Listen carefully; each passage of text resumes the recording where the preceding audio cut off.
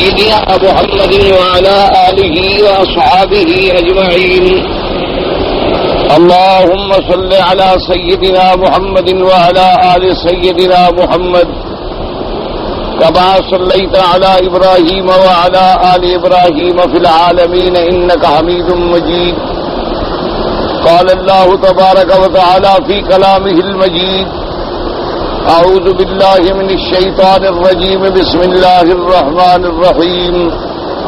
حافظوا على الصلوات والصلاة الوسطى وقوموا لله قانتين. فإن خفتم فرجالا أو ركبانا فإذا أمنتم فاذكروا الله كما علمكم ما لم تكونوا تعلمون. قال المؤلف والمفسر رحمه الله تعالى: أدام النفع بعلومه وعلومكم في الدارين آمين. إلى أن قال: ولمسلم أيضا عن ابن عمر رضي الله تعالى عنهما قال: فإن كان خوف أشد من ذلك فصل راكبا أو قائما تؤمي إيماء. اب مفسر رحمۃ اللہ علیہ اس آیت مبارک پر اپنے ارشادات بیان فرماتے ہیں کہ اللہ نے حکم دیا کہ نمازوں کی حفاظت کرو، اور بطور خاص صلاۃ الوسطیٰ کی. اس میں راجح قول یہی ہے کہ صلاۃ الوسطیٰ سے مراد جو ہے وہ عصر کی نماز ہے. نمازوں کی محافظت کا کیا معنی ہے کہ نمازوں کو ان کے اوقات میں اور ان کے شروط و ارکان کے ساتھ ادا کیا جائے. نماز اپنے اپنے وقت میں ادا کریں اور باقاعدہ ارکان کا ادائیگی کے لحاظ کے ساتھ. اور اسی طرح اللہ تبارک و تعالی نے ارشاد فرما دیا کہ وقوموا للہ قانتین، اور اللہ کے دربار میں کھڑے ہوں پورے خشوع اور خضوع کے ساتھ. ما سوائے نماز کے کوئی کلام نہ ہو، حتیٰ کہ ابتدائی اسلام میں سلام کا جواب دینا جائز تھا، لیکن بعد میں اللہ نے منع فرما دیا کہ سلام کا جواب بھی آپ نہیں دے سکتے، بلکہ نماز میں انسان قلباً و قالباً اللہ کی طرح متوجہ ہو، اور اگر اللہ نصیب کرے تو اس مقام کو حاصل کر دے کہ ان تعبد اللہ کأنک تراہ، تم اللہ کی عبادت ایسے کرو جیسے تم خود خدا کو دیکھ رہے ہو. اگر یہ مرتبہ حاصل نہ ہو تو کم از کم اس مرتبے کو تو حاصل کرو کہ اللہ تمہیں دیکھ رہا ہے. تو جب اللہ دیکھ رہا ہے تو اب آدمی بلا وجہ حرکت نہ کرے، بلا وجہ بات نہ کرے، بلا وجہ نظر ادھر ادھر نہ دوڑائے، بلا وجہ اپنے ہاتھوں کو حرکت نہ دے، بلکہ پورے خشوع خضوع تذلل کامل کے ساتھ نماز ادا کرے. اور نماز اتنی اہم عبادت ہے کہ اللہ پاک نے فرمایا کہ اگر تم میدان جنگ میں بھی ہو اور تمہیں دشمن کا خوف بھی آ جائے پھر بھی نماز معاف نہیں ہوتی. نماز بیماری میں معاف نہیں ہوتی، نماز حالت جنگ میں معاف نہیں ہوتی، نماز سفر میں معاف نہیں ہوتی. حتیٰ کہ آدمی کھڑے ہو کے نہ پڑھ سکے تو بیٹھ کے پڑھے، اگر بیٹھ کے بھی نہ پڑھ سکے تو لیٹ کے پڑھے، اگر وضو بھی نہ کر سکے تو تیمم کر کے نماز پڑھے، اگر ہوائی جہاز میں ہے، ٹرین میں ہے، گاڑی میں ہے، بحری جہاز میں ہے، اپنے نمازوں کے اوقات کا پورا خیال رکھے اور نماز کو صحیح معنوں میں ادا کرنے کی کوشش کرے. حتیٰ کہ جیسے قرآن مقدس نے دوسرے مقام پر صلاۃ الخوف کا باقاعدہ پوری تفصیل بیان فرمائی ہے کہ کیا معنی اگر دشمن مقابلے پر ہے اور صفیں بن چکی ہیں تو اس حالت میں بھی امام کھڑا ہوگا. اس کے پیچھے مثلا 3 4 5 8 10 صفیں بن گئی، تو اب قاعدہ یہ ہے کہ جب امام رکوع میں جائے گا تو اس کے ساتھ والی صف جو ہے وہ رکوع میں چلی جائے، باقی کھڑے رہیں تاکہ دشمن جو ہے حملہ نہ کر سکے، اور وہ سجدہ کر لیں، دونوں سجدے مکمل کر لیں، امام کھڑا ہو جائے، اب باقی صفیں جو ہیں وہ رکوع و سجود کر کے پھر کھڑی ہو جائیں، تاکہ کسی حالت میں نماز جو ہے وہ معاف نہیں ہوگی. اسی طرح اگر نماز میں یعنی جنگ اتنی شدید ہو گئی ہے کہ سواری سے اترنے کی بھی موقع نہیں ملتا، تو تب بھی اللہ کا حکم ہے کہ سواری پہ بیٹھے بیٹھے بھی نماز پڑھ لو. اگر ممکن ہو سکے تو قبلے کی طرف رخ کرو، لیکن اگر گھوڑے ہیں دوڑ رہے ہیں، اونٹ ہیں دوڑ رہے ہیں، قبلے کی طرف رخ ممکن نہیں رہا تو جتنا امکان ہو سکتا ہے، ورنہ اگر کچھ بھی نہیں کر سکتے، نہ رکوع ہے نہ سجود ہے، تب بھی حکم ہے کہ اشارے کے ساتھ بھی نماز کر لو۔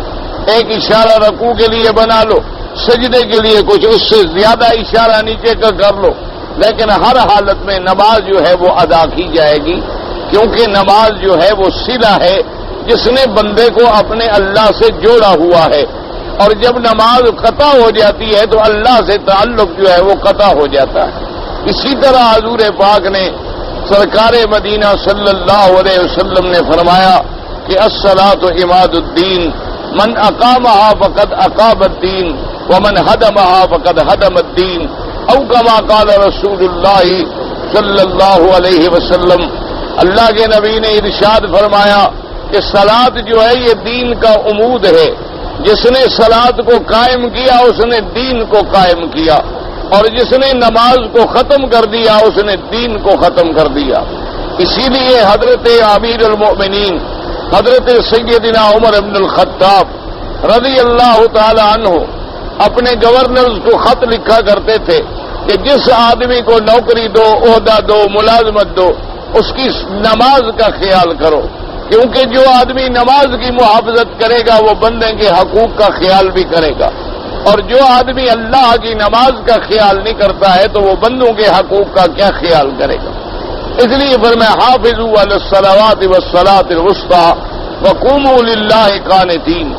اب مفسر رحمت اللہ علیہ نے صلاۃ الوسطی پر جمیع اقوال ذکر فرما دیے، کیونکہ بعض علماء نے فرمایا کہ صلاۃ الصبح مراد ہے، بعض علماء نے فرمایا کہ صلاۃ الظہر مراد ہے، بعض علماء نے فرمایا کہ صلاۃ المغرب مراد ہے، بعض علماء نے فرمایا کہ صلوات الخمس مراد ہے، لیکن جمہور کے نزدیک صلاۃ العصر مراد ہے، کیونکہ ایک حدیث مبارک میں حضور پاک صلی اللہ علیہ وسلم سے صلاۃ الوسطی کی تفسیر میں صلاۃ العصر کا لفظ موجود ہے۔ اسی طرح حضور نے فرمایا کہ جس آدمی کی عصر کی نماز چلی گئی گویا اس کا اہل اور مال جو ہے وہ برباد ہو گئے، اس لیے نماز کی بڑی شدید پابندی ہے۔ اب اس پر مفسر رحمت اللہ علیہ فرماتی ہیں فَإِنْ خِفْتُمْ فَرِجَالًا أَوْ رُكْبَانًا، کہ اگر خوف آ گیا اب چاہے کھڑے کھڑے پڑھو یا سوار ہو کے پڑھو۔ حضرت عبداللہ ابن عمر رضی اللہ تعالی عنہما سے روایت ہے جو امام مسلم رحمت اللہ علیہ نے نقل کی ہے کہ اگر خوف زیادہ شدید ہو جائے، رکوع اور سجدے میں جانے کا موقع نہ ملے کہ دشمن حملہ کر دے گا، تو فرمایا تم ایمان، اشارے کے ساتھ بھی نماز ادا کرو۔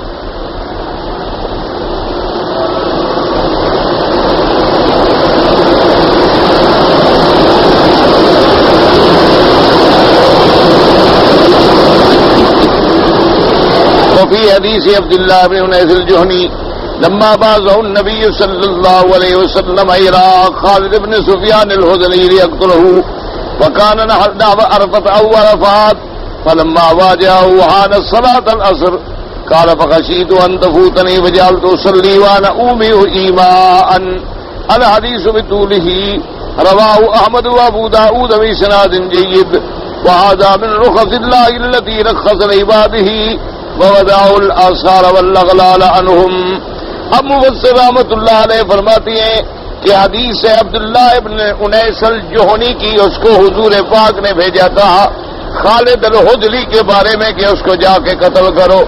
وہ فرماتی ہیں کہ جب اس کے قتل کے لیے میں بڑا دستہ لے کر، فرماتی ہیں کہ جب میں عرفات کے قریب تھا یا اس کے محاذات میں تھا، مجھے ڈر لگا کہ میری عصر کی نماز جو ہے وہ فوت ہو جائے گی، لہذا میں نے سواری پر بیٹھے بیٹھے اشاروں کے ساتھ جو ہے نماز ادا کر لی۔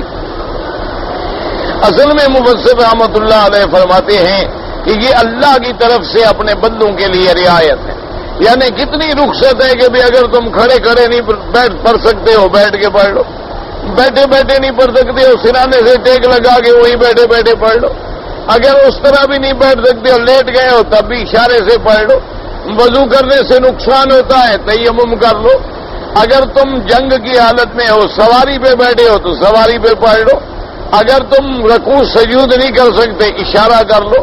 تو اللہ نے کتنی اپنے بندوں کو رعایت دی ہے. اور یہ بھی یاد رکھیں کہ جس طرح اللہ نے حکم دیا کہ میرے فرائض پورے پورے ادا کرو، اسی طرح جو اللہ نے رعایت دی ہے اس رعایت سے فائدہ اٹھانا بھی اتنا ضروری ہے. یعنی اللہ جیسے عزائم سے خوش ہوتے ہیں اسی طرح جب بندہ رعایت سے فائدہ لیتا ہے اس سے بھی خوش ہوتے ہیں. کیا مانا؟ اب آپ سفر میں اللہ نے نفل سنت سب رعایت کر دی اور فرض نمازوں میں بھی 4 رکعتوں کے بجائے 2 رکعت کر دی، تو کتنی بڑی رعایت ہو گئی. تو اب کوئی آدمی کہے کہ نہیں جی میں پوری پڑھوں، نہیں، کوئی نہیں. جب اللہ نے رعایت کی ہے تو بس رعایت پہ عمل کرے. اللہ تبارک و تعالیٰ نے اپنے بندوں کی کمزوری کو دیکھ کر رعایت فرما دی کہ بھئی سفر کا موقع ہے اور سفر کے اندر فرض نماز 4 کے بجائے 2 رکعت پڑھ لے، فارغ ہو گیا. اچھا، اسی طرح بعض ائمہ کے نزدیک جمع بین الصلاتین ہے. کیا مانا کہ بھئی ظہر کی نماز پڑھ کے دوسری تکبیر کہہ کے عصر کی نماز بھی پڑھ لیں گے، مغرب اور عشاء کو بھی جمع کر لیں گے. امام ابو حنیفہ رحمۃ اللہ علیہ جمع سوری کے قائل ہیں کہ بھئی آپ ظہر کو ذرا لیٹ کر دیں اور عصر کو اول وقت میں ادا کر لیں، تب بھی آپ نے دونوں نمازیں جمع کر لی اور کتنا آرام ہو گیا کہ آدمی ظہر عصر پڑھ کے فارغ ہو گیا، مطمئن ہو گیا.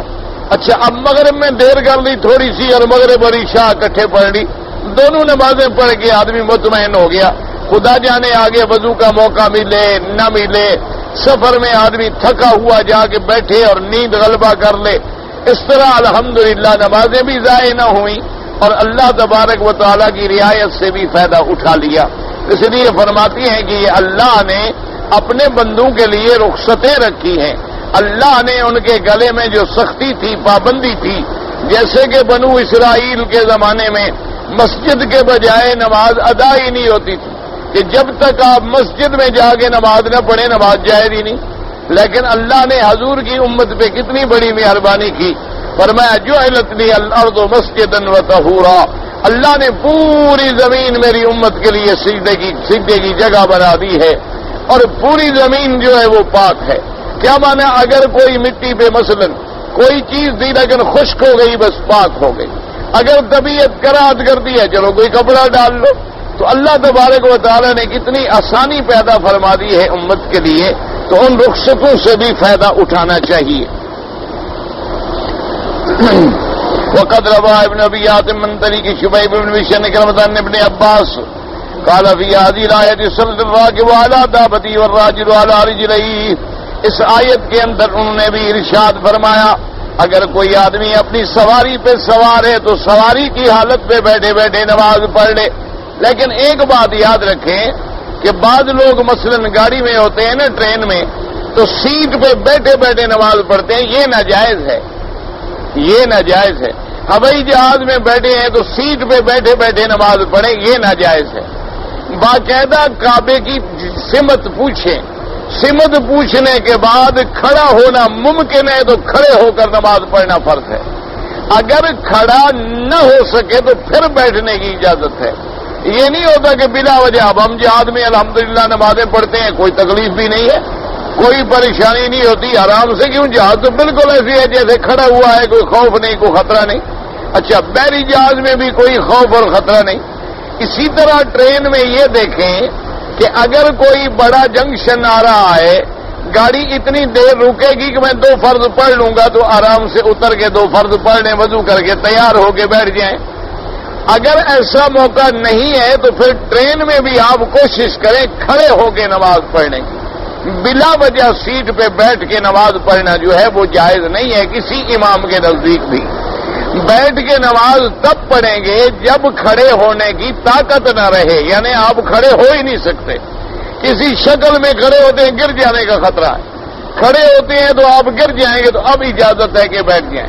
یا دشمن کا مقابلہ ہے، آپ گھوڑے پہ سوار ہیں، اب دشمن اجازت تھوڑی دے گا کہ آپ اتر کے نماز پڑھ لیں. اس کے نزدیک تو نماز کی کوئی حیثیت ہی نہیں ہے، تو لہذا آپ اس پر بیٹھے بیٹھے بھی پھر نماز پڑھ سکتے ہیں. لیکن اگر کھڑا ہونا ممکن ہے اور آپ کھڑے ہو سکتے ہیں، پھر کھڑے نہیں ہوں گے تو پھر نماز نہیں ہوگی، کیونکہ نماز میں قیام فرض ہے. قال وروان الحسن مجاهد المقول والسدي والليثم والبكر ومالك والأوزاعي والثوري والحسن بن صالح نحو ذلك وزاد ويومئ براسه أينما توجه.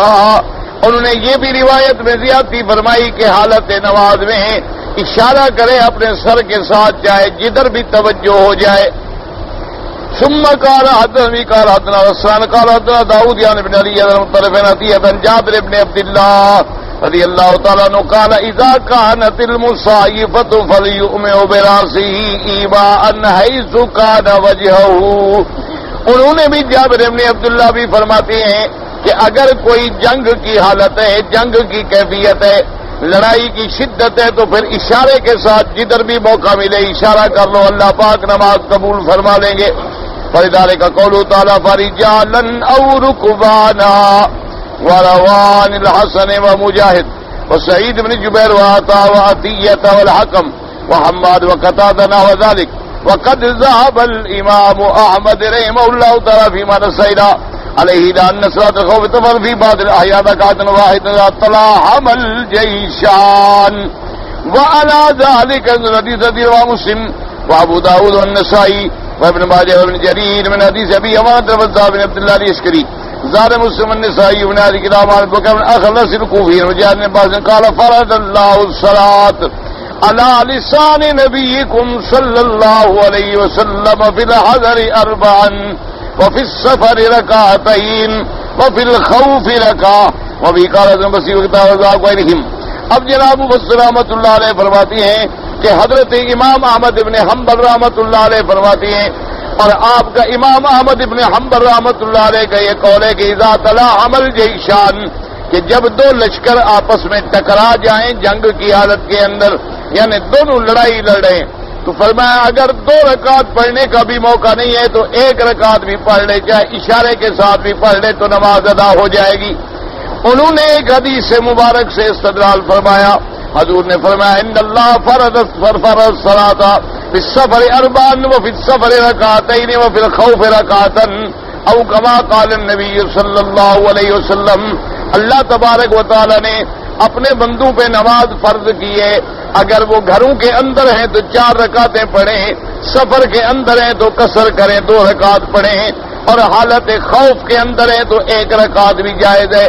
امام احمد ابن حنبل رحمۃ اللہ علیہ نے اسی روایت کو بھی لیا ہے، لہذا ان کے نزدیک تو 1 رکعت بھی اگر پڑھی جا سکے تو نماز ادا ہو جائے گی. وبه قال الحسن البصري وقتادة والضحاك وغيرهم.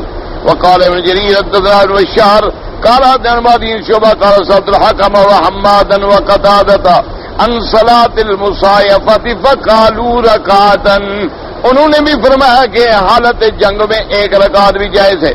وقد رواه الثوري عن عثمان وقال ابن جرير اذن حدثني سعيد بن عمرو السقوني قال حدثنا بقية بن الوليد قال حدثنا المسعودي قال حدثنا يزيد الفقيه عن جابر بن عبد الله قال صلاة الخوف 2 کہ نماز کی جنگ کی حالت کے اندر 1 رکعت. وقت قول ابن جرير وقال البخاري باب الصلاة عند مناهضة الحصون ولقاء العدو. وقال الأوزاعي إن كانت حي الفتح من نبي الله صلى الله عليه وسلم إيمان كل من نفسه فلم يقدر ما يخرج صلاة ينكشف القتال فيأمنوا 2 ركعتين فإن لم يقدروا صلوا 2 وسجدتين فإن لم يقدروا لا يجزيهم التكبير يؤخرون حتى يأمنوا. اب جناب مفسر رحمۃ اللہ علیہ فرماتے ہیں امام بخاری رحمۃ اللہ علیہ نے باقاعدہ باب باندھا ہے کہ اگر آدمی دشمن کے مقابلے پر ہے اور ان کے قلعے کے سامنے ہے، وہ اوپر سے تیر برسا رہے ہیں اور یہ قلعہ توڑنے کی کوشش کر رہا ہے تو کیسے نماز ادا کی جائے.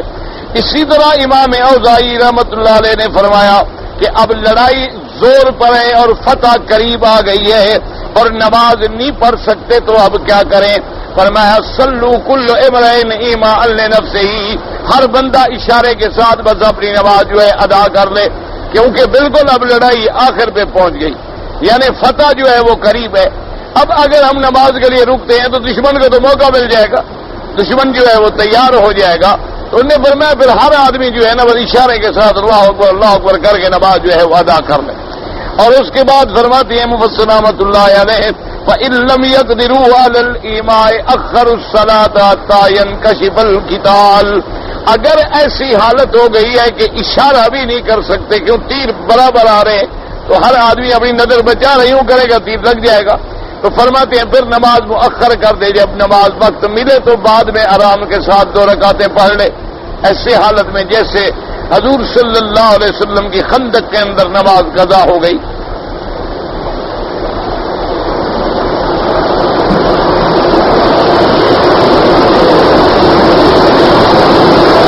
وَإِن لَّمْ يَقْدِرُوا اگر 2 رکعتیں پڑھنے کی وقت نہیں ملتا ہے تو صلوا رکعتین وسجدتین, 1 رکعت اور 2 سجدے. فَإِن لَّمْ يَقْدِرُوا لَا يَجْزِيهُمُ التَّكْبِيرُ وَيَخْرُونَ اگر اتنا موقع بھی نہیں ملتا تو پھر لیٹ کر دیں, قضا کر دیں. بعد کے اندر جب امن ہو جائے تو بعد میں نماز ادا کریں, امن کی حالت میں پھر 2 رکعتیں ادا کریں.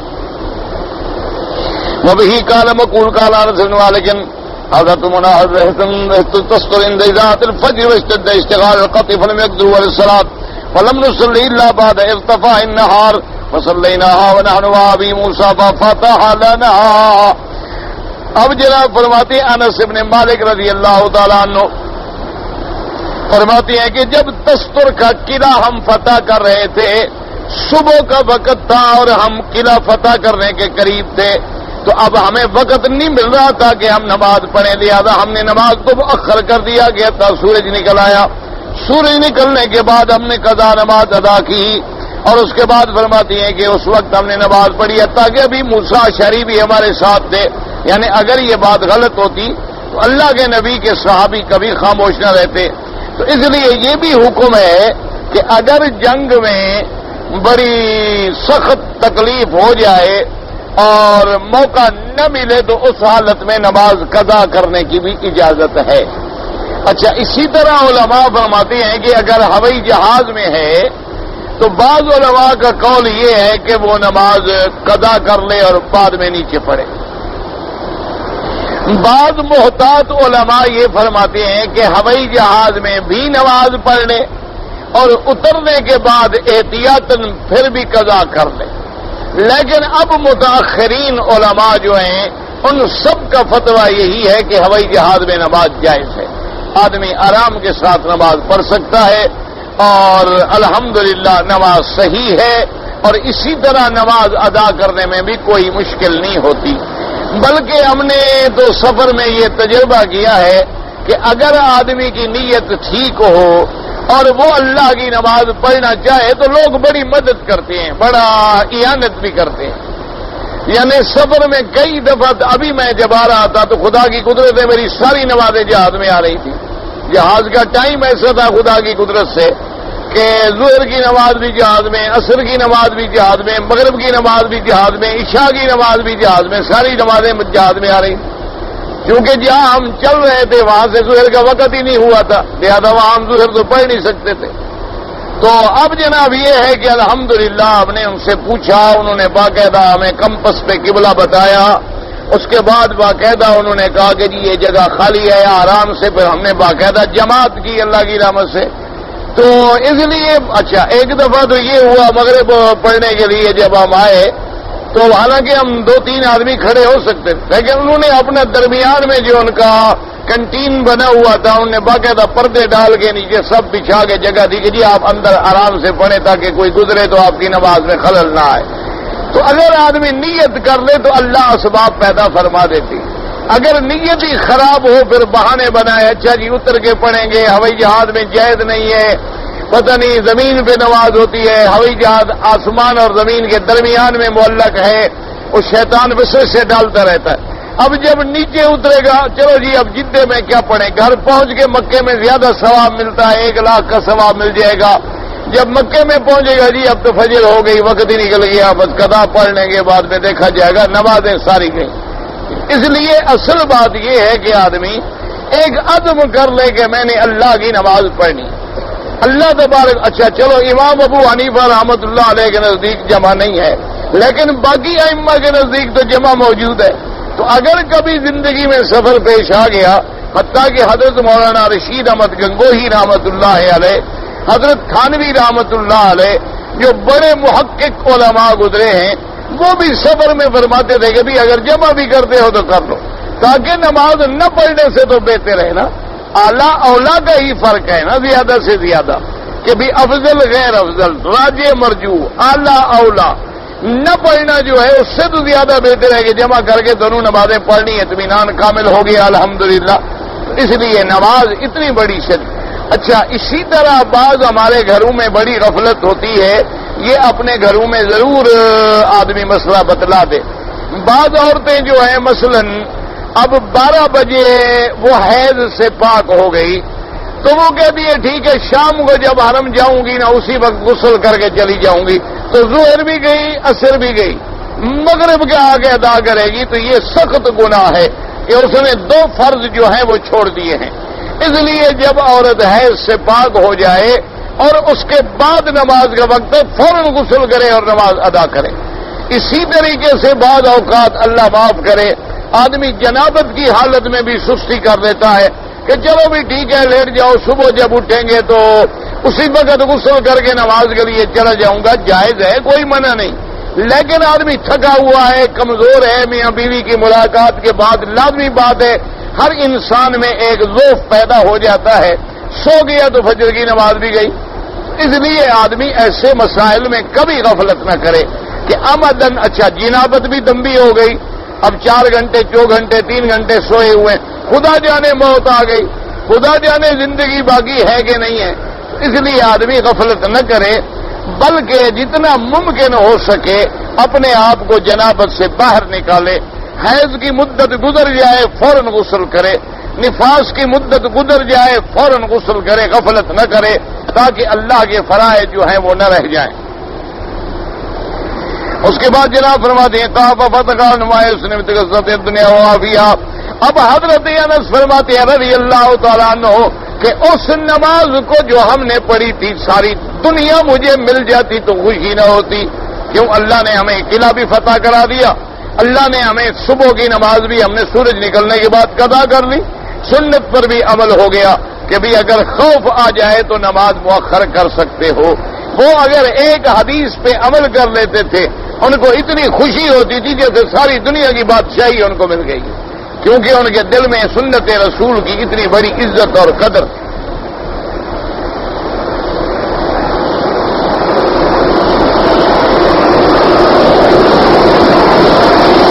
ثم استجر ذلك حدیث تاخیری صلاۃ العصر یوم الخندق للمعارضة الى غیبوبة الشمس وبقوله صلی اللہ علیہ وسلم بعد ذلك لاصحابه لما جهزهم الى بني قريظة لا يصلين احد منكم العصر الا في بني قريظة فمنهم من ادركت الصلاة في الطريق وصلوا وقالوا لم يرد منا رسول الله تعجيل اليسير سير ومنهم من ادركت رسول الله غرض شري بني قريظة ولم يعرف واحد من الفريقين، فهذا يدل على اختيار البخاري لهذا القول والجمهور على خلافه، ويؤولون على ان صلاة الخوف على الصفة التي ورد بها القرآن في سورة النساء ووردت بها الاحاديث لم تكن مشروعة في غزوة الخندق وانما شرعت بعد ذلك، وقد جاء مسلم بهذا في حديث ابي سعيد وغيره، واما مقول ولو ظاهر البخاري يجيبون من مشروعية صلاة الخوف ظاهر الاطراف في جواز ذلك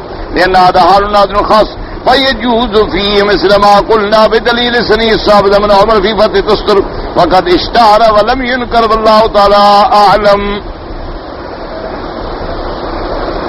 اب جناب دوسری انہوں نے یہ بھی گواہی لی کہ جب عصر کی نماز کا وقت تھا، جب خندق کا موقع تھا، یعنی حضور صلی اللہ علیہ وسلم نے مدینہ منورہ کی تحفظ کے لیے حضرت سلمان فارسی رضی اللہ تعالی عنہ کے مشورے پر خندق کھودی، تو اس میں اتنی مصروفیت ہو گئی کہ حضور کی نماز عصر جو تھی وہ قضا ہو گئی اور وہ نماز عصر بعد میں ادا کی، حتیٰ کہ حضور صلی اللہ علیہ وسلم جوش میں آئے اور آپ نے فرمایا ملأ اللہ قلوبہم وبیوتہم نارا، اللہ تبارک و تعالی مشرکین کے گھروں کو، ان کے دلوں کو آگ جہنم سے بھر دے کہ انہوں نے ہماری نماز قضا کرا دی ہے۔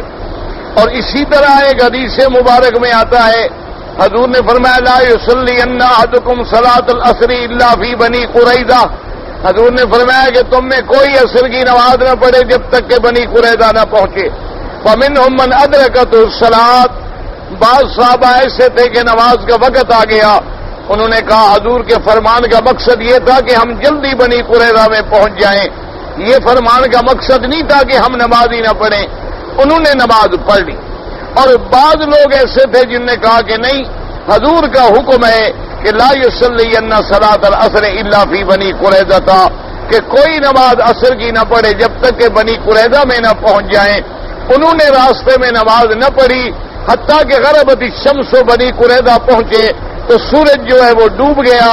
سورج ڈوبنے کے بعد انہوں نے بعد میں قضا نماز پڑھی، لیکن کسی نے کسی پر کوئی اعتراض نہیں کیا، یعنی جنہوں نے راستے میں نماز پڑھی ان پر بھی کوئی اعتراض نہ ہوا، اور جنہوں نے بعد میں نماز قضا پڑھی ان پر بھی کسی قسم کا کوئی اعتراض نہ ہوا، تو سب کو حضور صلی اللہ علیہ وسلم نے پسند فرمایا۔ لیکن اسی سے اندازہ کر لیں کہ بعض صحابہ نے عصر کی نماز رستے میں پڑھی، اور بعض صحابہ کی نماز عصر کی نہ پہنچی حتیٰ کہ بنی قریظہ پہنچے تو سورج ڈوب گیا۔ مقصد یہ ہے کہ عصر آخر وقت میں تھی، اگر عصر اول وقت میں ہوتی تو پھر بنی قریظہ پہنچنے میں سورج ڈوبنے کا کوئی سوال ہی پیدا نہیں ہوتا۔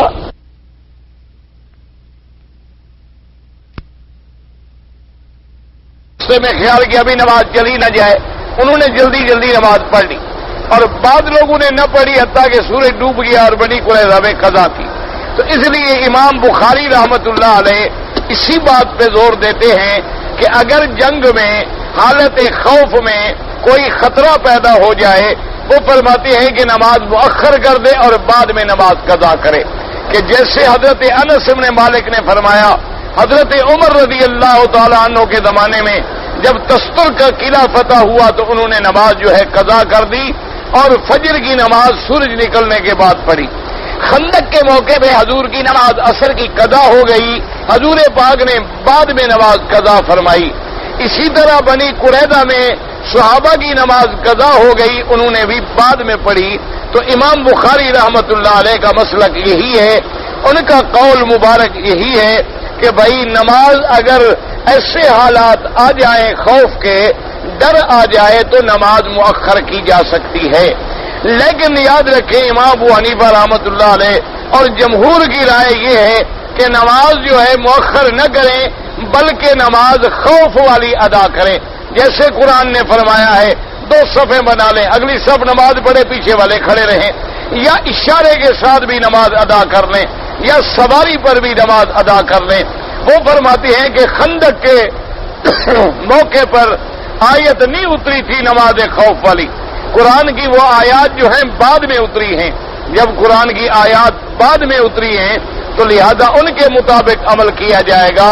اس لیے مفسر کہتا ہے کہ جمہور کی رائے یہی ہے کہ نماز اسی طرح پڑھی جائے جس طرح نماز خوف کا ذکر اللہ کے قرآن کے اندر موجود ہے۔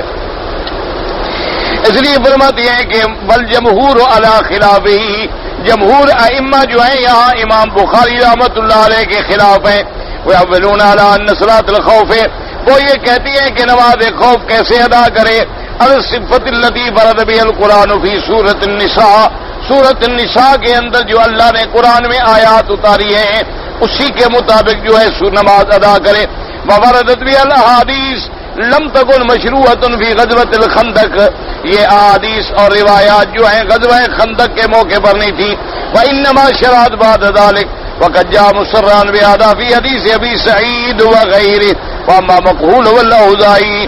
اچھا، امام مقہول اوزاعی امام بخاری فرماتے ہیں کہ بھئی کوئی حرج نہیں ہے، بہرحال ایسے واقعات کبھی کبھی پیش آتے ہیں، روز تو جنگ نہیں ہوتی، یہ بڑے نادر واقعات یعنی سالوں میں کبھی کبھی پیش آ گئے، تو وہ بھی فرماتے ہیں کہ یہ بھی کیفیت جائز ہے، اور وہ جو قرآن پاک نے صورت پیدا فرمائی ہے اور اللہ نے مسلمانوں کو باقاعدہ تعلیم دی ہے، فَلْتَكُمْ طَائِفَةٌ أُخْرَىٰ، کہ اپنے ہتھیار بھی لٹکائے رکھو، ایک جماعت نماز ادا کر لے، دوسری جماعت کھڑی رہے، وہ جب رکوع سے اٹھ جائیں تو اب دوسرے رکوع اور سجدہ کر لیں۔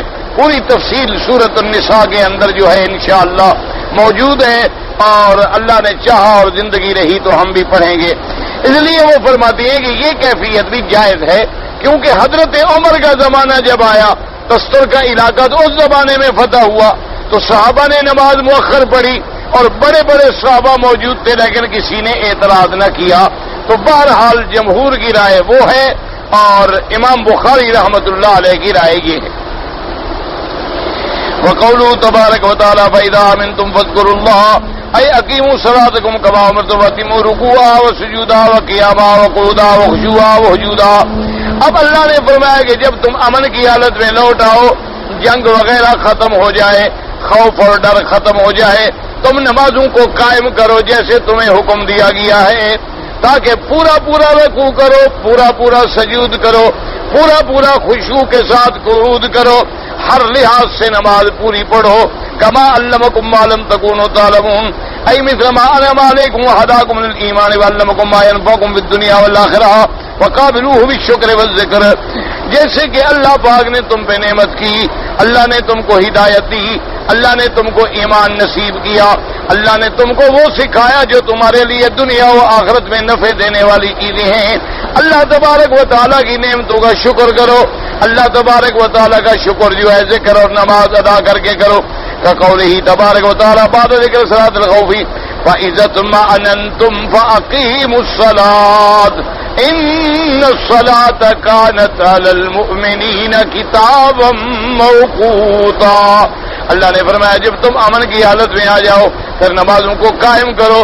نمازوں کے لیے اللہ تبارک و تعالیٰ نے اوقات معین کر دیے ہیں. ووسطات الاحاديث الواردة خوف الصفات في سورة النساء عند قوله تبارک و تعالی لا كنت فيهم فأقمت لهم الصلاة.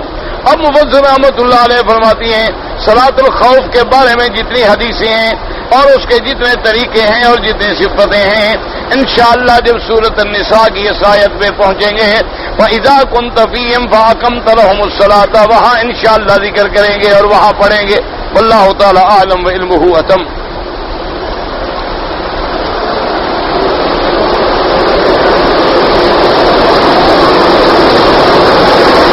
جی کہ خانہ کعبہ پر کالے رنگ کا غلاف کیوں چڑھایا گیا ہے؟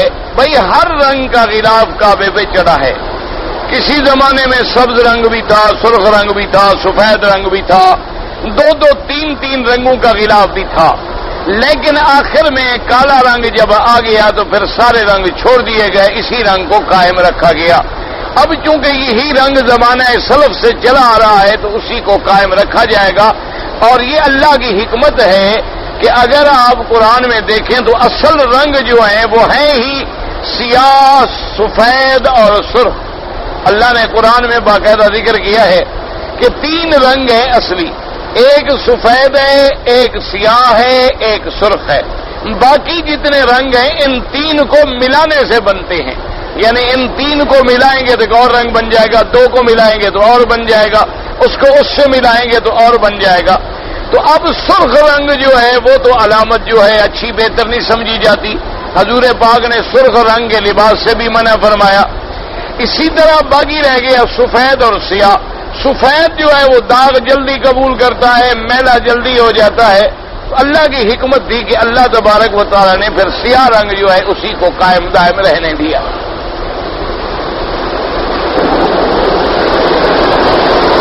کہتے ہیں کہ تہجد کی نماز جو ہے فجر کی اذان کے بعد، یعنی صبح کی اذان جب ہو جائے پھر تہجد کا کیا معنی؟ پھر تو صبح صادق ہو گئی، دن ہو گیا. تہجد کا معنی یہ ہے کہ آپ اس کو صبح صادق ہونے سے پہلے پہلے پڑھیں. صبح صادق جب ہو جائے تو اب تو اگلے دن کی نماز کا وقت شروع ہو گیا، اب تو فجر کا وقت شروع ہو گیا ہے. اس وقت صرف 2 رکعت سنت پڑھنی ہے، اس کے علاوہ کوئی نماز نہیں پڑھیں گے اور پھر جو ہے فرض نماز پڑھیں گے. جب فجر کی اذان ہو گئی تو بس ہو گئی. طواف کرنے سے پہلے یا طواف کرنے کے بعد حجر اسود کا بوسہ لے سکتے ہیں. بغیر طواف کے بوسہ لینا خلاف سنت ہے. بوسہ لینا سنت ہے طواف کے اندر. کیا مانا؟ طواف شروع کر رہے ہو بوسہ دے کے شروع کر دو، طواف ختم کر رہے ہو تو آخری چکر بھی ختم کرو اور بوسہ دے دو. لیکن بغیر طواف شروع کیے ہوئے پہلے بوسہ دے پھر جا کے نیت کریں تو یہ نہیں ہوتا. تب اب طواف کے اندر بوسہ دینا سنت ہے، طواف کے بجائے پیسہ دینا جو ہے وہ ثابت نہیں ہے۔ کہتے جی حجر اسود کے اندر لوگ عطر لگا دیتے ہیں اور بعد میں لوگ بوسہ لیتے ہیں اور عطر جو ہے وہ زہر ہوتا ہے۔ اگر تمہارے قول کے مطابق زہر ہوتا تو کئی لوگ حجر اسود پہ مر گئے ہوتے، آج تک تو کوئی نہیں مرا الحمدللہ، کچھ بھی نہیں ہوتا الحمدللہ۔ اصل مسئلہ یہ ہے کہ اگر تم حالت احرام میں ہو اور عطر لگا ہوا ہے یا تمہارے سامنے ایک آدمی عطر لگا رہا ہے تازہ، تو پھر تم بوسہ نہ دو کیونکہ تمہارے منہ کو عطر لگ جائے گا اور حالت احرام میں عطر لگانا منع ہے۔ بس صورت دیگر کوئی حرج نہیں ہے اور نہ عطر سے کوئی مرتا ہے نہ عطر ظاہر ہوتی ہے، یہ آپ کو غلط فہمی ہے۔ میں نے نماز وتر اور نماز جمعہ زندگی میں نہیں پڑھی، ماشاءاللہ، اللہ معاف فرمائے۔ اللہ کے بندے 3 جمعے چھوٹ جائیں تو اس کے دل پہ مہر لگ جاتی ہے، اللہ معاف کرے۔ سب سے پہلے توبہ کرو، سب سے بڑا علاج جو ہے وہ توبہ ہے۔ جتنی کیونکہ التائب من الذنب کمن لا ذنب لہ، جب تائب توبہ کرتا ہے تو اللہ تبارک و تعالیٰ اس کے گناہ جو ہیں مٹا دیتے ہیں، اور اس کے بعد جتنا تمہیں یاد ہے کوشش کر کے قضا پڑھ لو۔ بہرحال سب سے پہلا علاج توبہ ہے، توبہ کرو اور آئندہ کبھی نہ چھوڑو۔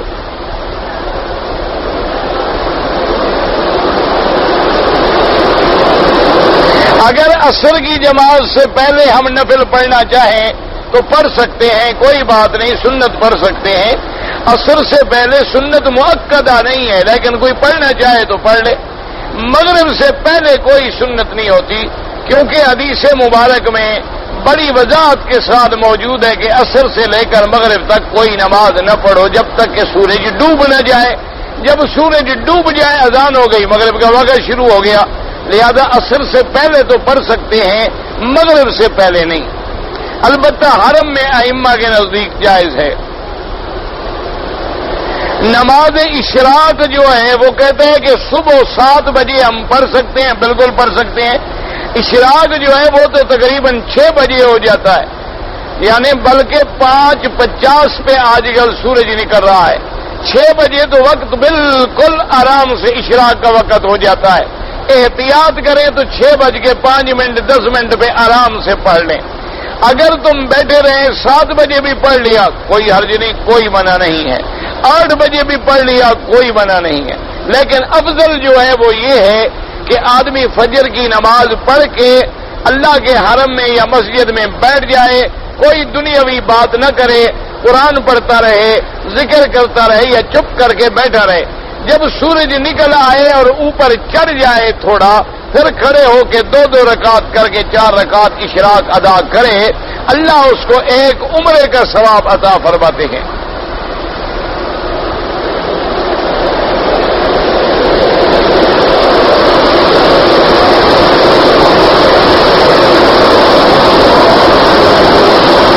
کہتے جی ہم نے احرام باندھا مسجد عائشہ سے، اس کے بعد ہم نے عمرہ کیا، طواف بھی کر لیا، صفا مروہ بھی دوڑ لیا، گھر میں چلے گئے، بال نہیں کٹائے، کپڑے اتار دیے۔ 1 گھنٹے کے بعد ہمیں یاد آیا، پھر ہم نے اپنے بال کٹوائے۔ دم نہیں پڑے گا، لیکن ایسی غفلت نہ کیا کریں۔ احرام جیسے باندھے ہوئے ہیں اسی حالت میں سر منڈوا کے پھر احرام کھولیں، جو سنت طریقہ ہے اس کے مطابق عمل کریں، لیکن آپ نے 1 گھنٹے میں چونکہ سر منڈا لیا دم نہیں پڑے گا۔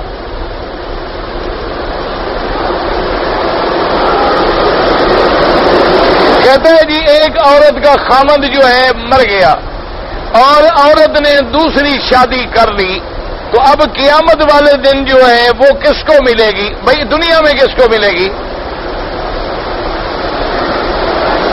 نہ دنیا میں اب وہ عورت کس کے پاس ہے؟ دوسرے کے پاس کہ پہلے کے پاس؟ تو جس کے پاس ہے قیامت میں بھی اسی کے پاس ہوگی، یہ تو عقل کی بات ہے سیدھی سادھی۔ اگر تم مر بھی نہ جاؤ، مثلا ایک آدمی نے طلاق دے دی، عورت نے دوسری شادی کر لی، اب پہلے شوہر کے پاس رہے گی دوسرے کے پاس رہے گی؟ تو جس کے پاس نکاح ہے اسی کے پاس رہے گی۔ جس کے نکاح میں مرے گی قیامت میں اسی کو ملے گی، بیوی اس کی ہے، پہلے کی تو بیوی نہیں رہی۔ بیوہ ہونے کے بعد اس نے دوسری شادی کر لی، تو اب تو وہ بیوی ہی دوسرے خاوند کی ہے، جس کی بیوی ہے اسی کو ملے گی، پہلے شوہر کو کیوں ملے؟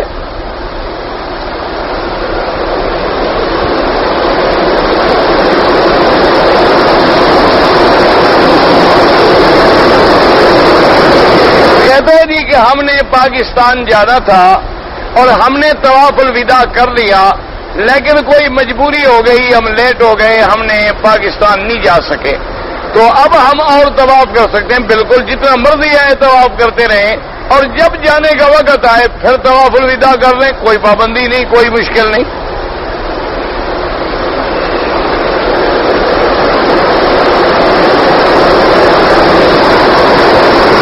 ہم نے 25 تاریخ کو جانا ہے تو ہماری بیوی کو ماہواری آ گئی، تو طواف الوداع کا کیا کریں؟ عورت پر حیض ہو تو طواف الوداع معاف ہو جاتا ہے، کوئی پابندی نہیں، وہ چلی جائے، نہ کرے طواف الوداع۔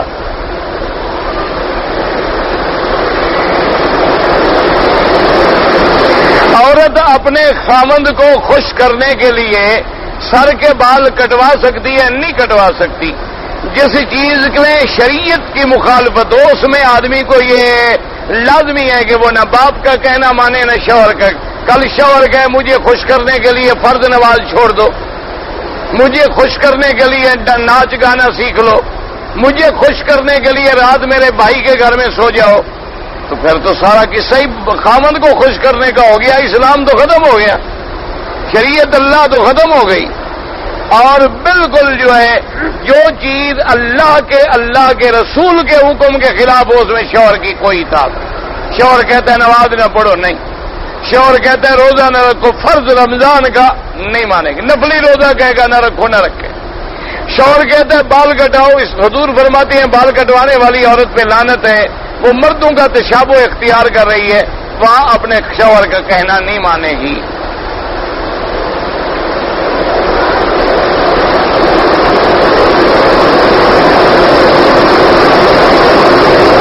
گھر سے آنے کے بعد عمرہ کیا، سر نہیں مڑایا، صرف ٹک لگوائے، اگر ایک دو ٹک لگوائے تو دم پڑ گیا، کیونکہ قاعدہ یہ ہے کہ سر پہ استرا پھروائیں، اگر استرا نہ پھروائیں جتنے بال ہیں ان بالوں کا چوتھا حصہ کٹ جائے۔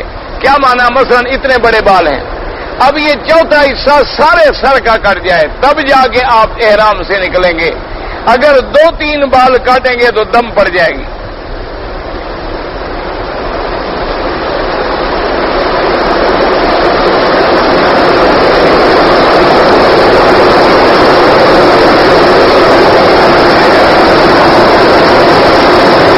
ہمارا ایک رشتہ دار جو ہے وہ پاکستان میں فوت ہو گیا، ہمیں اس کی اطلاع جو ہے 3-4 دن کے بعد ملی، تو اب یہاں ہم سوگ منائے نہیں، 3-4 دن گزر گئے، سوگ ختم ہو گیا۔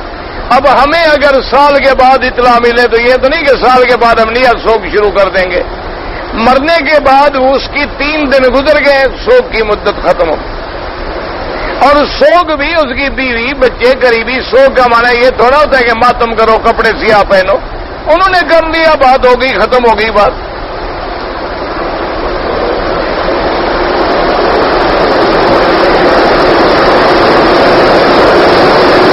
کہتے جی ہمارے حضور پاک صلی اللہ علیہ وسلم جب مسجد میں داخل ہوتے تو 2 رکعت پڑھتے تھے، بالکل پڑھتے تھے، اور مسجد الحرام میں 2 رکعت کے بجائے طواف ہے، اگر طواف نہ کرے تو پھر 2 رکعت پڑھے، لیکن کوئی عصر کے بعد داخل ہو تو چونکہ حدیث حضور کی موجود ہے کہ عصر کے بعد نماز نہیں ہے جب تک سورج نہ ڈوبے، تو پھر وہ تحیہ نہ پڑھے تو کوئی ضروری نہیں ہے، لیکن باقی ائمہ کے نزدیک 2 رکعت پڑھنا جو ہے وہ سنت ہے اور ثواب ہے، نہ پڑھے تو وہ بھی وہی نہیں کہتے کہ گناہ ہو گیا، وہ کہیں گے کہ بھی ثواب نہیں ملا۔ جاتا ہے ہمارے خاندان میں جب کوئی آدمی مر جاتا ہے 30 دن کل ہوتے ہیں، پھر سمجھ آ گئی بات جی۔ گزارش یہ ہے جناب، یہ مسئلہ نہیں ہے بالکل، نہ اس کا قرآن سے نہ حدیث سے تعلق ہے، یہ مولویوں کے پیٹ کا مسئلہ ہے، اور اسی لیے مولوی مجھ سے بڑے ناراض ہیں، مجھے خط لکھتے ہیں کہ تمہارا دماغ خراب ہو گیا ہے، تم ہمارے دشمن ہو گئے ہو اور تم ایسے ہو، بتا کے بعد تو گالیاں بھی لکھتے ہیں، گندی گندی غلیظ۔ اللہ ہدایت دے، میں تو خیر دعا کرتا رہتا ہوں بھی اللہ ان لکھنے والوں کو بھی ہدایت دے، اللہ ان گالی دینے والوں کو بھی معاف کرے، بہرحال میرا بھلا کرتے ہیں، میرے گناہ اتر جاتے ہیں۔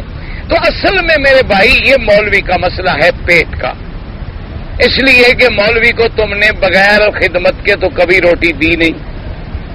تم نے کبھی پوچھا مولوی صاحب سے جا کے جو 1 مہینے سے جو ہمارے پاس نماز پڑھانے آتے ہو، مولانا تمہارے گھر میں روٹی بھی ہے، تمہاری بیوی کا کپڑا بھی ہے؟ جب تم نے نہیں پوچھا تو مولوی نے بھی تمہارا علاج سوچا، اس نے کہا ابھی تیسرے دن کل نہیں کرو گے نا تو مردہ چیختا ہوا اٹھ کے گھر آ جائے گا اور تمہاری ناک کٹ جائے گی۔ جب تمہارا باپ آئے گا نا کفن پرانا ہوگا، بغیر کپڑوں کے گھر آ جائے گا، تمہاری ناک کٹ جائے گی۔ تیسرے دن کل خانی ضروری ہے، اور بغیر مولوی کے کل خانی ہوتی بھی نہیں۔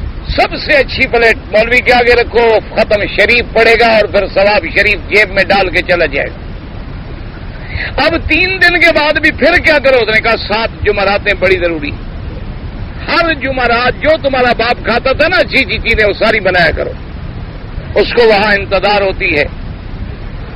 اور 7 جمعراتیں جب گزر جائیں تو پھر کیا؟ اس نے کہا پھر 40واں چہلم تو بڑا ضروری ہے، چہلم نہیں کرو گے توبہ توبہ استغفر اللہ، اور پھر سارے مردے تمہارے باپ کو شرمندہ کریں گے، ایسی گندی اولاد تھی تمہاری تیرے کل بھی نہیں کیے، وہ تو وہاں غریب رسوا ہو جائے گا، اس کو تو مردے وہاں اٹھا کے بٹھا دیں گے کہ تمہارے جمعراتوں میں کچھ نہیں آیا، 40ویں میں بھی کچھ نہیں آیا۔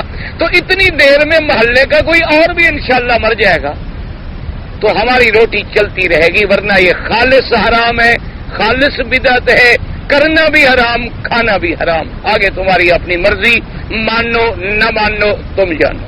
مسئلہ ہم نے بتلا دیا، خیرات کرنی ہے سارا سال کرو، پھر یہ کیا تیسرا کل تو چوتھا کل تو جمعرات کے ساتھ سارا سال کرتے رہو، اور خیرات اپنے پیسوں سے کرو، یہ نہیں کہ مرنے والے کی جائیداد سے خیرات شروع کر دو اور وارث نابالغ ہیں انہوں نے اجازت ہی نہیں دی۔ کیا جائز ہے؟ مرنے والا تو مر گیا، اب جائیداد وارثوں کی ہے، مرنے والے کی نہیں ہے، نہ بڑے بیٹے کے ہاتھ میں ہے۔ اب سارے حصے دار ہیں، اگر حصے دار نابالغ ہیں، بہنیں ہیں، لڑکیاں ہیں، لڑکے ہیں، ماں ہے، بیوی ہے، سب کو راضی کرو، سب مشترک ہوں، پھر جا کے تم خیرات کر سکتے ہو۔ یا جب تمہیں اپنا حصہ مل جائے تو پھر اپنے حصے میں والد کے لیے خیرات کرو، مدرسہ بنوا دو، مسجد بنوا دو، کوئی کنواں لگوا دو، کوئی پانی کی سبیل لگوا دو، بڑا بڑا خیرات کرو اور سارا سال کرو، کوئی منع نہیں، بلکہ ضروری ہے کہ کرو، لیکن یہ جو رسمیں ہیں یہ بدعت ہیں۔ میرے پاس 5 تولے زیور ہے، 1 کنال کا پلاٹ ہے، اگر وہ پلاٹ تم نے اپنے رہنے کے لیے لیا ہے اس پہ زکوٰۃ نہیں ہے، اگر پلاٹ تم نے بیچنے کے لیے لیا ہے تو پھر اس کی قیمت لگا لو، سونے کی قیمت لگا لو، سارے پیسے بنا کے 2.5% زکوٰۃ دے دو۔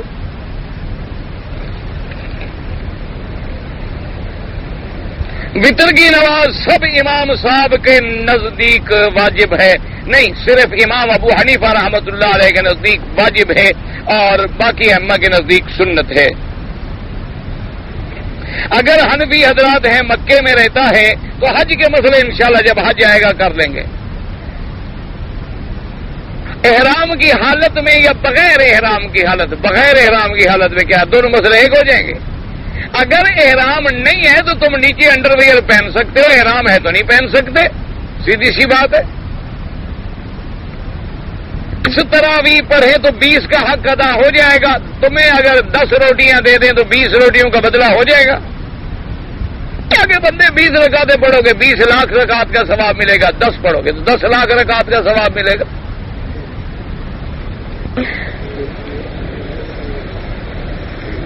کہتا ہے جی کہ عورت اگر حیض کی حالت میں ہے تو میاں اس کے ساتھ مل سکتا ہے، نہیں مل سکتا، ٹھیک ہے، قرآن کا مسئلہ ہے کہ اگر عورت حیض کی حالت میں ہو تو میاں بیوی کا جماع کرنا حرام ہے۔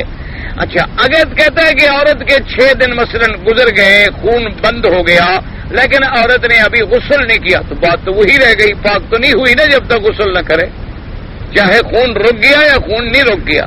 بات یہ ہے کہ اس کے دن پورے ہو جائیں، عدت پوری ہو جائے، عادت ہے 7 دن تو 7 دن پورے کرے، پورے کرنے کے بعد غسل کرے پھر خاوند کے ساتھ ملے۔ کوئی اتنا ایسا مسئلہ ٹیڑھا تو ہے نہیں، تمہیں اگر اتنی زیادہ گرمی ہو جائے مثلا تو اسے کہو جا کے غسل کراؤ، بس کتنی دیر لگے گی غسل کرنے میں؟ پہلا بات ہے کہو کہ پھر ہمیں خیال ہی نہ رہے. اچھا جی اللہ ہدایت دے. اپنے والدین کو عمرے پہ بلانا چاہتا ہوں تو بالکل بہتر حج ہو جائے گا. تو جب مکے میں آ جائیں گے تو حج کیوں نہیں فرض ہو جائے گا؟ جب مکے میں تو تم نے بلا لیا، باقی عرفات جانا کون سا مشکل ہے؟ پھر حج کریں گے. ایک شخص نے ایک وقت میں 3 طلاق دی ہے. مفتی صاحب سے جا کے مسئلہ پوچھیں. طلاق کے مسئلے صرف مفتی صاحب بیان فرماتے ہیں. اتنا ابی بکر رضی اللہ تعالیٰ عنہ نے زمانے کفر میں بھی کبھی بت کو سجدہ نہیں کیا. یہ اللہ کی شان ہے، اللہ جن کو بچا لے.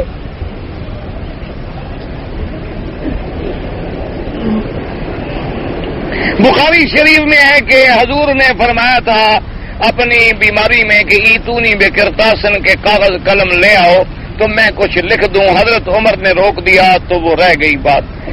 تو بہرحال بات تو رہ گئی، یہ تو ٹھیک ہے، لیکن یہ تمہیں کیسے پتا چلا کہ حضور خلافت لکھ دینا چاہتے تھے؟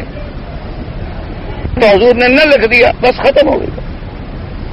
اچھا حضرت عمر نے روک دیا تو حضرت عمر کے روکنے سے حضور بھی ڈر گئے، اور پھر اللہ تبارک و تعالیٰ بھی نعوذ باللہ ڈر گئے.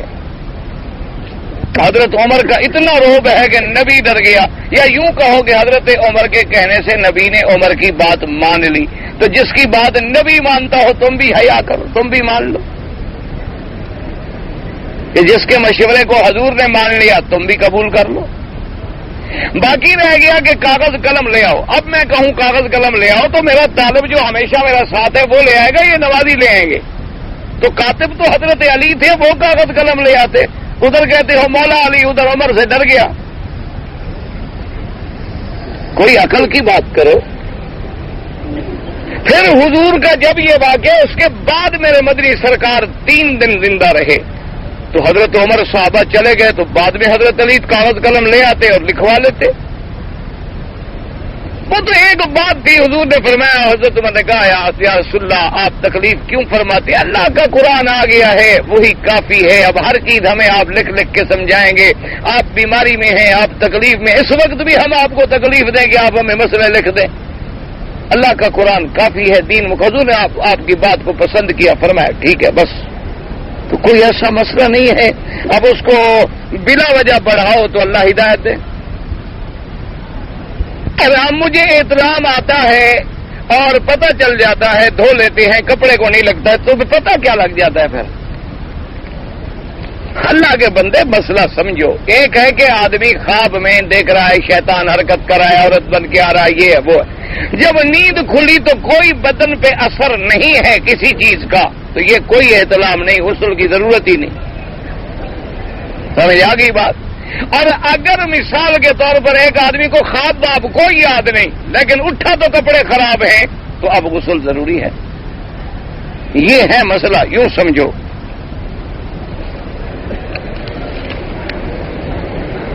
یہ پہلے میں نے بتا دیا، ننگے نہانے سے غسل ہو جاتا ہے.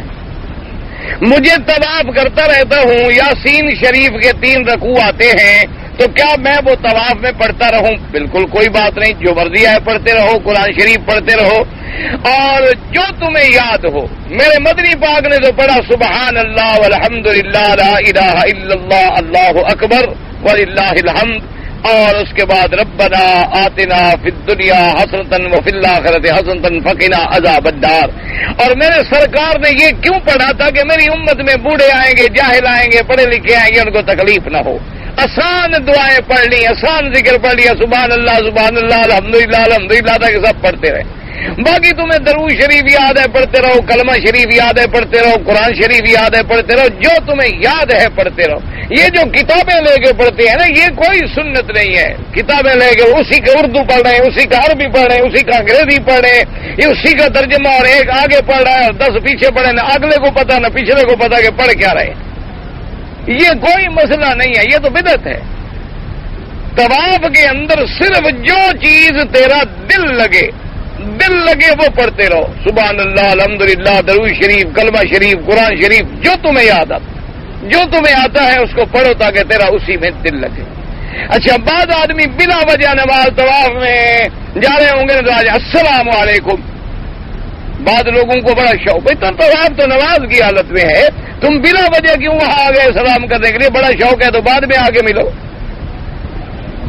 آپ اپنی عبادت کریں، ذکر کریں، اللہ کا ذکر کریں، اور جو تمہیں یاد ہے وہ کریں. اچھا کچھ بھی نہیں آتا تو چکر لگا لو، طواف ہو گیا.